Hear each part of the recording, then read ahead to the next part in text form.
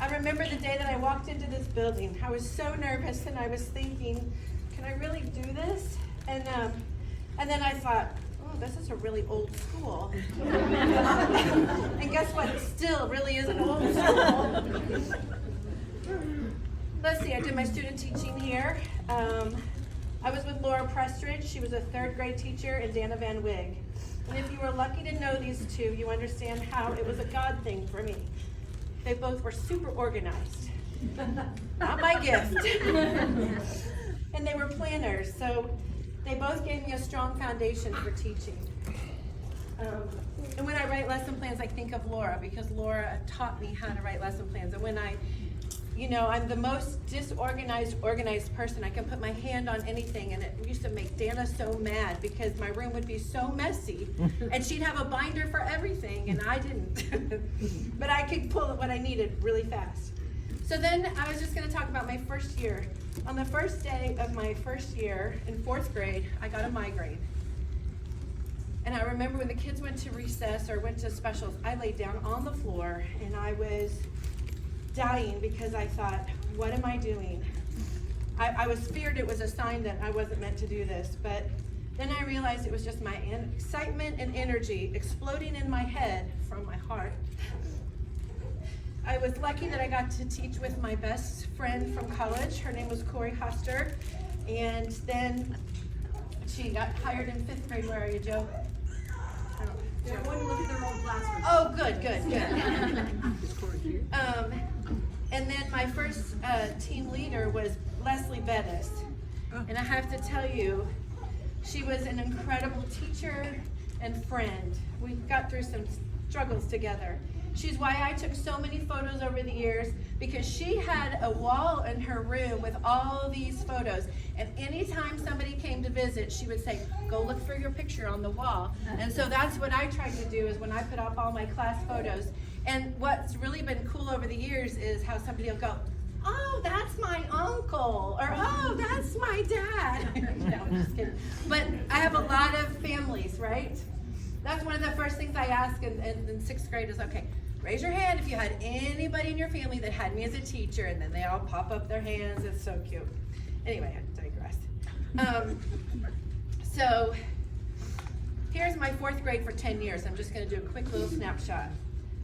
I had my first year teaching, I had a 4th grader that passed away.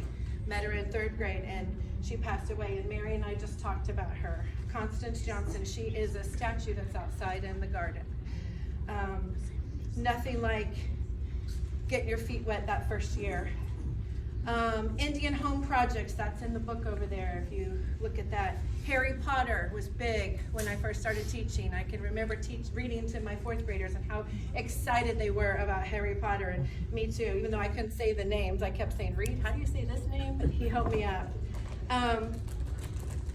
So speaking of Reed, getting to have my son come to school with me for 3 years was amazing. I don't know. One of the best things I remember about us and coming to school is you getting in the lockers when I was student teaching and hiding, and he'd be like, Mom, can you see me? Do you know where I am? And I was like, no, baby, I can't find you. And then we rode our bikes to school from our house. And then my mom coming to work here with me was a blessing. And then I found a picture earlier today that has a picture of my dad, and he would come up here for Dad's Day, like when we would have reading with dads or something. He would always come to my classroom, and he'd sit down with a student that didn't have a dad that showed up, and he would read with them, and it was just so touching. So I have the best parents in the whole wide world. Okay. And then my grandma. How many people remember Helen coming to cook for us? So not only did we have 3 generations here at one time, my grandma came and was here with us and did a bunch of stuff.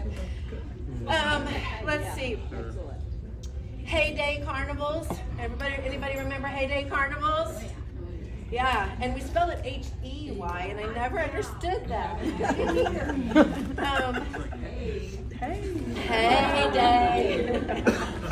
And believe it or not, we have had 4th grade lock-ins here, Oh, yeah. right, Mary? We spent the night in the gym. Now, you have to imagine, we had one teammate who she refused to stay, so she would stay with us until like 12 o'clock when we all were settling down. She'd go home and she'd come back the next morning. She's like, I'm not sleeping with 4th graders. No, ma'am. But we did that 2 years, and that was amazing.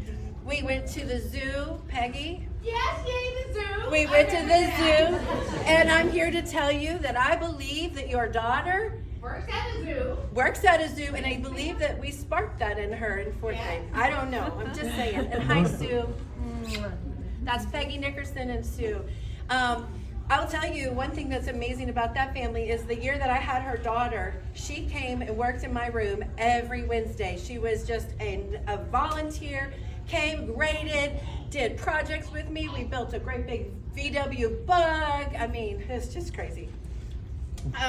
Let's see.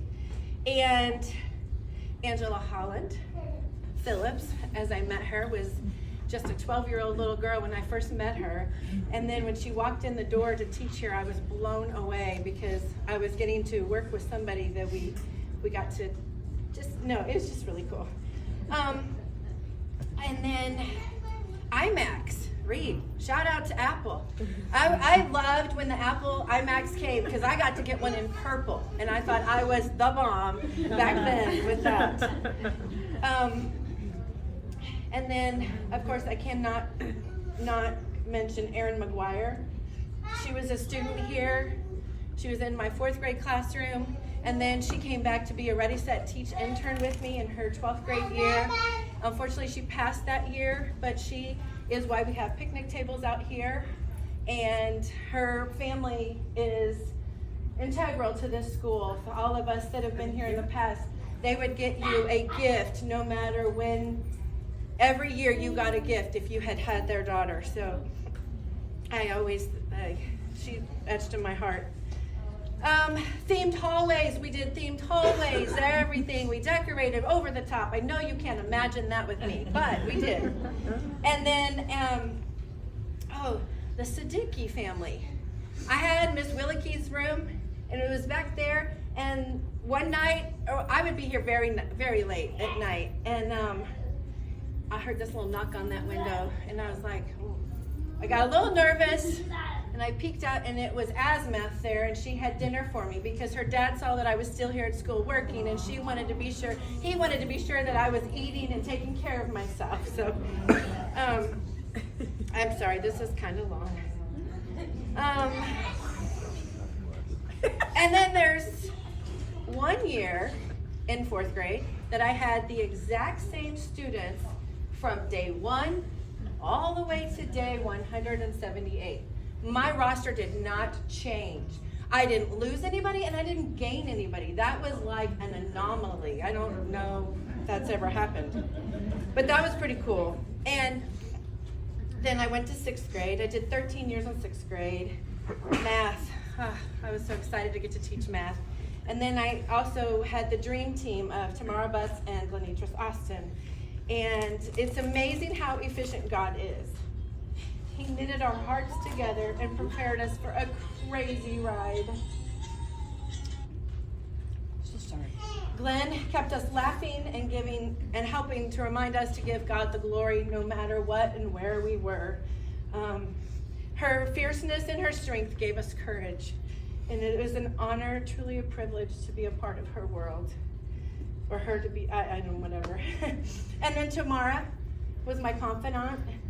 As we were sweet mates, we shared so many silly and heart moments.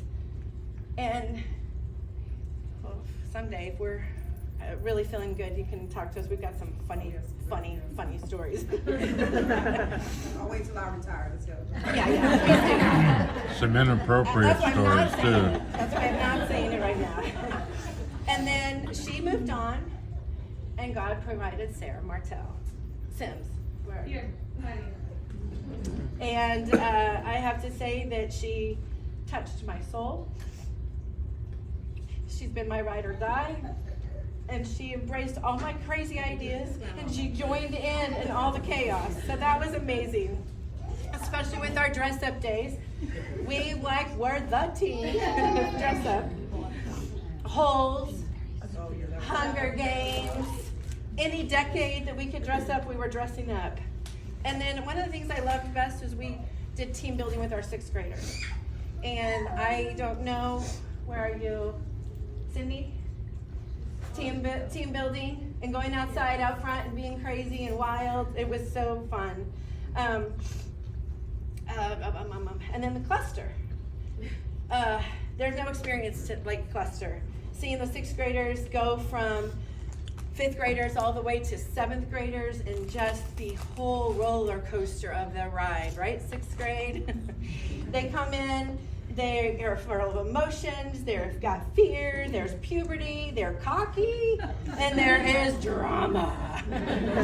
I knew that's why I took a lot of drama classes when I was growing up, because I was going to have to face a lot of drama. And yet, as they walked out on clap out, they were crying and clinging to us and begging us not to have to go to 7th grade. So, but the beauty is we've gotten to see them as they've matured and grown up, and it's so beautiful.